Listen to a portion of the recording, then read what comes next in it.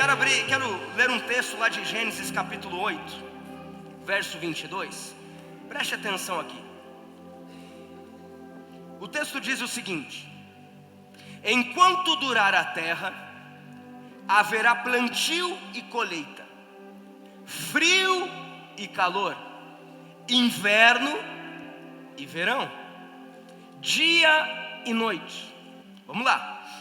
Esse texto ele está fechando um ciclo. E o ciclo que esse texto ele está fechando é o ciclo do dilúvio.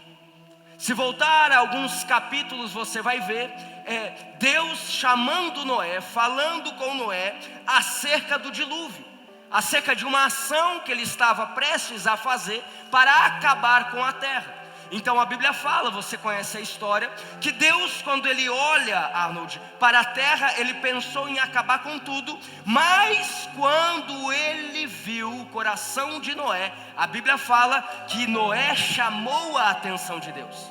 Então Deus dá um comando para Noé, para que ele construísse a arca. Ele passa ali mais de 100 anos construindo a arca. O dilúvio vem, as águas brotavam da terra, como também caíam do céu. Os animais começam a chegar. Você sabe então que a navegação começa a acontecer. O dilúvio já não é algo utópico, já não é algo impossível. O dilúvio é algo real. Eles estão contemplando aquilo que era uma promessa, era uma profecia da parte do Senhor. Porque às vezes a gente acha que profecia é só para algo bom. Profecia nada mais é do que a antecipação do futuro. Não significa necessariamente que seja algo bom. Quando Deus falou que iria acabar com a terra, para Noé era algo muito bom, mas para o restante da população era algo ruim. Por exemplo, a Bíblia fala que Jesus irá voltar, amém? Jesus irá voltar, sim, Ele vai voltar. Mas para aqueles que aceitaram Jesus como único e verdadeiro Salvador, para aqueles que estão cumprindo os princípios, para aqueles que estão guardando os princípios de Deus, isso é algo muito bom. Mas para aquele que não, é algo complicado. Porque eu não sei se você sabe que se da mesma forma que existe céu, existe inferno. Mas eu não quero entrar nesse mérito essa noite, porque é muito comum nós falarmos do céu, mas esquecemos de falar do inferno.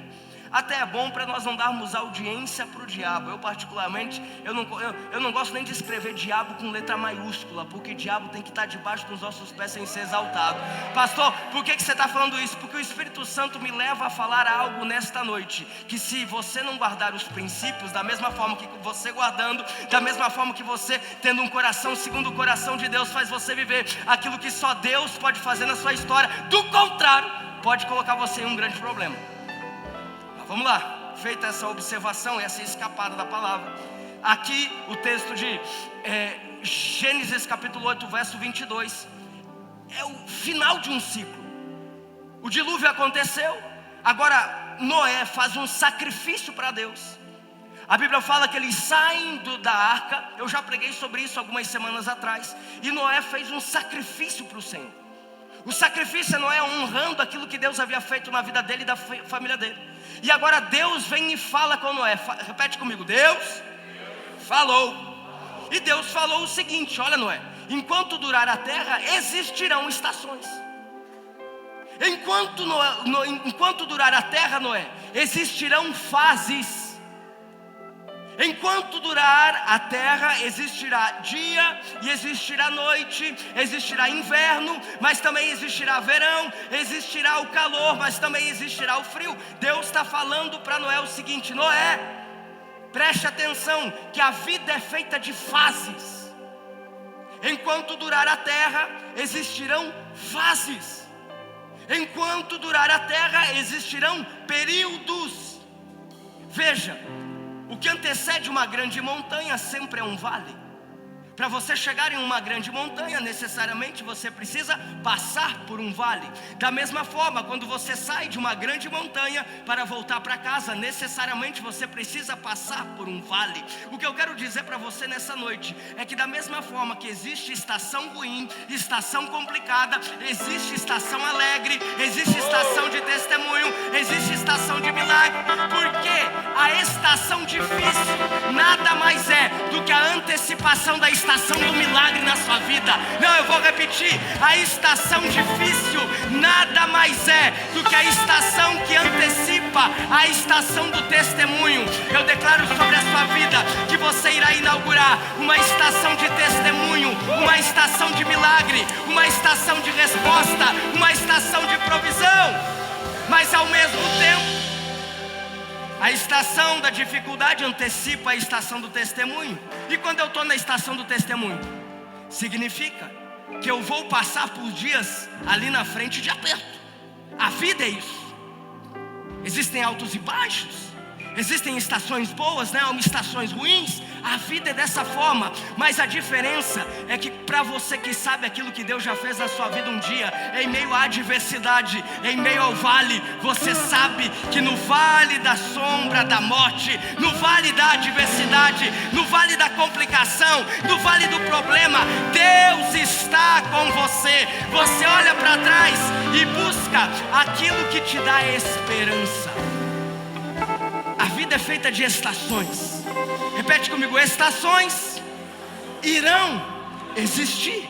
Por exemplo, quando nós vamos para o processo de plantio, nós percebemos que existem algumas estações muito bem determinadas para que a colheita possa ser muito boa, Lucas.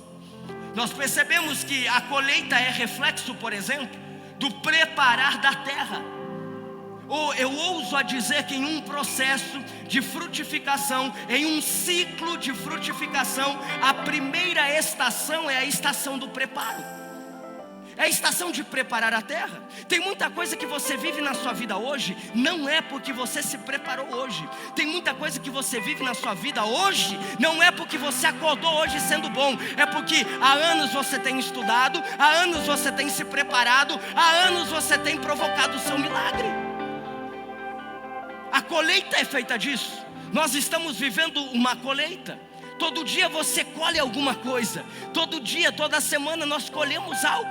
Acontece que às vezes não é necessariamente um bom fruto, não é uma boa resposta. Fato é que nós colhemos algo todos os dias. A Bíblia fala que o semeador saiu a semear. E a Bíblia também diz que o semeador, quando está lançando as sementes, tem ali alguns tipos de solo. A Bíblia diz que o primeiro solo, as sementes nem entraram, Tiago. O semeador lançou as sementes, e a Bíblia fala que as sementes ficaram pelo caminho. É aquele solo fechado, é aquele solo duro, aquele solo que eu aprendi essa semana que precisa ser descompactado. Está muito compacto, Felipe, não tem como a semente entrar. O campo até é bonito, mas o solo, a terra é tão dura que não tem como a semente germinar. A semente, ela seca em meio à superfície. Eu aprendi também que para que você descompacte um solo, Alisson, precisa pegar uma enxada ou então máquinas e mexer a terra. Precisa provocar ali uma mexida na terra, precisa provocar ali um amolecer da terra, para que aquela terra que é árida, que é dura, que é compacta, ela fique vulnerável para a semente. Tem pessoas que cresceram na igreja, mas o seu coração está tão cauterizado com aquilo que você viu dentro da igreja, que você recebe a semente, você recebe a palavra, mas a palavra não germina. A palavra ela bate, mas ela sai, porque a terra está compacta. A terra precisa ser mexida, o coração precisa ser trabalhado, o coração precisa ser tratado. A Bíblia também fala nessa mesma parábola que o semeador lançou a semente em um solo cheio de pedras. Agora entenda que pedra significa base, sustentação. Repete comigo: pedra igual a sustentação. Vamos, igreja, pedra igual a sustentação. Todos nós, ao sairmos desse prédio e olharmos para cima, vamos facilmente reconhecer e perceber a altura dessa edificação. Alguns passam, tiram foto, alguns passam, fazem vídeos, alguns passam, ficam contemplando a arquitetura que os olhos podem ver, mas ninguém parou para sentar com um engenheiro e perguntar quantos metros para baixo essa edificação está calçada. Fato que quando você vai entender um pouco sobre engenharia, você vai perceber algo incrível, que toda edificação, para começar a ser construída, a primeira coisa que é feito é um estudo do solo, é identificar a rocha-mãe, porque a partir do momento que se encontra a rocha-mãe, a toda edificação pode vir em cima, alicerçada sobre a rocha. Rocha simboliza a sustentação. Tem pessoas que recebem a palavra de Deus, tem pessoas que querem colher aquilo que Deus pode fazer. Acontece que a rocha, a sustentação da sua vida não tem sido Jesus, mas os argumentos de outras pessoas. Tem sido as suas certezas, as suas convicções, os seus fundamentos. Entenda que para pessoas que querem viver grandes coisas da parte do Senhor, será necessário deixar de lado as suas certezas, será necessário deixar de lado as suas convicções, será necessário deixar de lado o que você acha que é bom, será necessário você deixar de lado as suas verdades para balizar a sua vida em cima da rocha verdadeira, a pedra fundamental, o alicerce verdadeiro que é Jesus. Tem gente que não vive, Gessel, o que Deus tem, porque tem muita verdade consigo. Tem pessoas que não vivem tudo que Deus tem para suas vidas, porque tem muita verdade consigo. Não, eu já sei. Não, eu já fui ensinado. Não, eu já vivi. Ei, para você viver aquilo que olho nenhum viu e ouvido nenhum escutou, para de tratar a sua vida em cima das suas verdades, porque do contrário, o testemunho não chega. Quantos aqui querem viver grandes coisas da parte do Senhor? Vamos lá. A gente está só na fase do preparar. Nós já entendemos, João, que a terra ela precisa ser descompactada. Nós já entendemos, Fred, que a pedra ela precisa ser removida. Agora também a Bíblia fala que a semente é lançada em um solo cheio de espinhos. E olha que interessante, porque o solo cheio de espinhos, contrário de todas as outras fases, Jaz, a Bíblia fala que agora esse solo, William, a semente entrou. O solo recebeu a semente. Está ali, Felipe, a semente está ali, está debaixo da terra. Mas interessante é que, à medida que aquela semente começa a trabalhar, à medida que aquela semente começa a se desenvolver, os espinhos começam a sufocar a semente. À medida que aquela semente ela começa a querer cumprir o seu propósito, cumprir a sua missão, os espinhos começam a sufocá-la, causando morte. E os espinhos, entenda que muitas vezes é aquelas amizades que Deus já mandou você deixar de lado, é aqueles lugares que Deus já mandou você trocar, porque à medida que você quer viver milagre, as pessoas que você insiste em escutar conselho estão falando assim: ei, milagre não existe, ei, não vai acontecer na sua vida, ei, olha para você. São lugares que você sai de um culto como esse, cheio de fé, mas amanhã, segunda-feira, quando você olha e escuta, a sua fé é deixada de lado e a sua racionalidade toma conta. Ei, Deus está transicionando homens e mulheres aqui essa noite para viverem uma colheita sobrenatural, para viverem uma estação de milagre, para viverem uma estação de resposta, para viverem uma estação de colheita. Não tenha medo de remover os espinhos. Não tenha medo de remover os espinhos. Mas pastor, eu tenho uma história. Mas a partir de agora o Senhor está fazendo um novo capítulo. A partir de agora a estação está mudando. Mas pastor, a gente cresceu junto. Mas pastor, a vida inteira eu fiz isso. Mas é que a partir de agora, para você viver aquilo que Deus tem para a sua vida, tem que mudar. Tem que mudar. Estamos preparando a terra. A semente significa a palavra. Após a terra ser preparada, agora a semente é lançada. Repete comigo, a semente é lançada. Agora presta atenção aqui, porque a partir do momento que a terra está preparada, a semente é lançada. Não é qualquer semente que pode ser lançada, porque a qualidade do fruto é consequência da qualidade da semente lançada. Eu conheço agricultores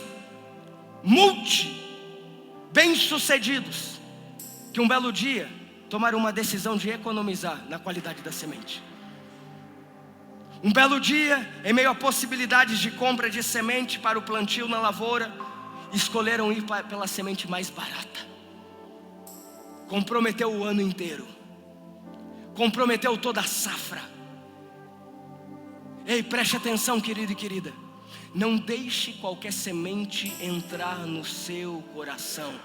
Se semente é palavra, preste atenção, porque a palavra que tem que entrar no seu coração é a palavra de Deus. A palavra que tem que entrar e germinar na sua vida não é a palavra de pessoas que dizem que você não vai conseguir viver o que Deus tem para a sua vida. Não é a palavra de morte lançada por pessoas de uma forma imprudente. A palavra que tem que entrar no nosso coração, que tem que fazer morada no nosso coração, é a palavra de Deus. É a palavra do Senhor, é o plano de Deus para a sua história. Eu estou falando para um exército de homens e mulheres que tem uma palavra da parte do Senhor essa noite. Pastor, mas como que eu faço? A Bíblia fala que do nosso coração procedem as nossas atitudes. Quando a Bíblia fala de coração, ela não está falando disso aqui, ó. Ela não está falando disso aqui, ó. Quando a Bíblia fala de coração, pastor João, você que é um cara romântico, ela não está falando disso aqui, ó. Quando a Bíblia está falando de coração, ela está falando disso. Psique, intelecto. Por isso, Lucas, nós não defendemos a nossa fé de uma forma emocional. Nós defendemos a nossa fé de uma forma racional. Porque a fé racional é você pensando, você avaliando, você estudando, você tendo certeza. A emoção vai embora. Agora a racionalidade é diferente. Quando a Bíblia está falando acerca de coração, ela está falando acerca de mente. Eu estou falando aqui na nossa estação do plantio. E se a semente é a palavra de Deus, o solo é o nosso coração. E se o solo é o nosso coração, o coração aqui é a nossa mente. Pastor, como que eu vou parar de receber qualquer semente? Parando de ver qualquer coisa. Pastor, como que eu vou parar de escutar qualquer palavra lançada de morte que eu escuto muitas vezes dentro da minha casa, tampando os seus ouvidos? Pastor, por que você está falando isso? Porque a porta de entrada, Alisson, para o seu coração são os seus olhos e a sua audição. Quer blindar o seu coração? Quer blindar o seu solo? Quer blindar a sua vida? Para de escutar qualquer coisa. Para de olhar para qualquer coisa. Para de assistir qualquer vídeo. Para de ler qualquer asneira. Para de se relacionar com gente que a Bíblia fala em Salmos que são os escarnecedores, aqueles que quando abrem a boca não agregam na sua fé, pelo contrário. Blinde a sua mente, porque nós queremos viver uma colheita. Nós estamos no processo, nós estamos aqui no caminho, na jornada para vivermos a nossa colheita. Quantos aqui querem viver a colheita? Quantos aqui querem viver a colheita daquilo que Deus tem para a sua vida? Quantos aqui creem que existe uma colheita preparada por Deus na sua vida? O solo é preparado. Repete comigo, o solo é preparado. A semente é lançada. E agora a semente precisa ser regada. A semente precisa ser regada. E nesta fase é a fase onde eu e você precisamos ter muito cuidado. A fase de regar a semente é a fase de você acreditar sem ver. Porque a fase do preparar, o solo está sendo preparado, você está vendo a terra mexer, você está vendo o negócio andar, você está vendo a estação funcionar. A estação do plantio da mesma forma, você está vendo as máquinas, você está vendo as coisas acontecerem. Mas a fase do regar, que a semente está debaixo da terra, nós não conseguimos saber se está dando certo ou se está dando errado. Nós não conseguimos ter a certeza se a semente está germinando ou se não está germinando. A fase do regar é a fase que exige de mim e de você muito cuidado, porque é a fase de maturação da nossa fé. É a fase que eu continuo acreditando, mesmo sem ver. É a fase que eu continuo regando, sem ver, mas eu continuo guardando os princípios do Senhor. Sem ver, eu continuo falando a verdade que Deus tem para minha vida. Sem ver, eu continuo profetizando sobre a minha casa. Sem ver, eu continuo profetizando no meu ministério. Sem ver, eu continuo profetizando nos meus negócios. Eu não estou vendo, mas eu sei que eu tenho uma palavra. Eu não estou vendo, mas eu sei que aquele que prometeu é fiel para cumprir. Você tem sonhos da parte do Senhor, persevere. Você tem palavra da parte do Senhor, persevere. Você tem promessa da parte do Senhor, persevere. Você tem sonho da parte do Senhor, persevere. Porque aquilo que o Senhor prometeu, Ele é fiel para cumprir. Get Church, Curitiba, é chegado o tempo de nós vivermos grandes coisas da parte do Senhor.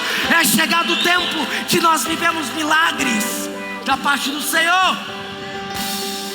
Agora persevere. O que diferencia a gente que conta milagre para a gente que coleciona promessa é a perseverança.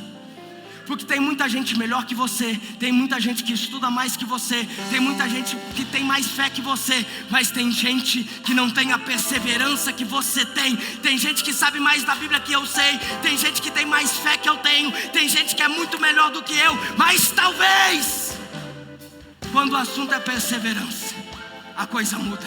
É por isso que você está aqui essa noite. Não é porque você é o melhor, não é porque você é o bambambam, não é porque você é o mais santo, mas é porque você persevera na palavra de Deus. É porque você persevera no sonho de Deus. É porque você persevera que aquele que prometeu é fiel para cumprir. Você continua regando, mesmo sem ver. Continue orando pela sua família. Continue orando pela sua família. Continue orando pelos seus amigos. Continue orando pela sua casa. Continue orando pelos seus negócios. Continue orando para que você veja o sobrenatural de Deus. Continue orando por aquilo que você sabe que Deus tem para os seus negócios. Continue orando porque a semente foi lançada. É mais fácil desistir do que perseverar. É mais fácil desistir. É mais fácil ficar pelo caminho. É mais fácil ficar em casa num domingo do que perseverar vindo à igreja, mesmo que você ainda não viveu a resposta. Você ainda não viveu o milagre. Mas não é sobre ver, é sobre saber. Quantos aqui tem promessa da parte do Senhor? Quantos aqui tem palavra da parte do Senhor? Regamos nossa alma quando olhamos para aquilo que Deus já fez. Nós regamos a nossa alma quando você olha para trás e vê que um dia Deus já te guardou, um dia Deus já te protegeu, um dia Deus já abriu a porta que não tinha como abrir, um dia Deus já mudou a sua história, um dia Ele já não olhou para suas imperfeições, um dia Ele já te escolheu em meio às malhadas, em meio à multidão, um dia Ele estava olhando e guardando o seu coração. Quando nós olhamos para aquilo que Deus já fez um dia, temos a certeza que aquele que prometeu pode fazer de novo. Nós preparamos o solo, nós lançamos a semente, recebemos a semente, nós regamos a semente e chegamos na estação mais desejada, a estação da colheita. Quantos aqui querem colher? Quantos aqui querem viver testemunho da parte do Senhor? Eu falei pela manhã e olha que incrível, nós começamos os cultos aqui dia 5 de janeiro. No próximo domingo é o último culto no Hotel Radisson. A estação está mudando, mas tem gente que está aqui desde o primeiro culto, que vai olhar para trás daqui a 10 anos e vai falar: Henrique, eu estava lá quando tudo começou em Jessé. Eu estava lá quando tudo começou. Eu estava lá virando a terra. Eu estava lá tirando espinho. Eu estava lá removendo pedra. Em Lucas, o tempo da colheita vai chegar. Mas muita atenção, porque o tempo da colheita não é um tempo onde a gente pode baixar a guarda, Lucas. Pastor Júnior, o tempo da colheita exige trabalho. O tempo da colheita não é um tempo onde eu cruzo os meus braços e fico só vendo o fruto. O tempo da colheita exige trabalho. O tempo da colheita exige posicionamento. O tempo da colheita exige discernimento do tempo. Porque aí, Felipe, o tempo da colheita é o tempo que a gente já preparou a terra, é o tempo que nós já gastamos com a semente, pastor Mateus, é o tempo que a nossa fé, Iago, já foi forjada através da espera da colheita. Agora eu estou vendo o fruto, mas ver o fruto não significa poder pegar o fruto. Porque às vezes o fruto não está preparado para ser colhido. O fruto não está preparado para ser acessado. O fruto está ali, nós estamos vendo, mas quando você pega e dá uma mordida, ele não está maduro. Preste atenção, meu irmão e minha irmã. A nossa vida com Deus é uma vida de movimento.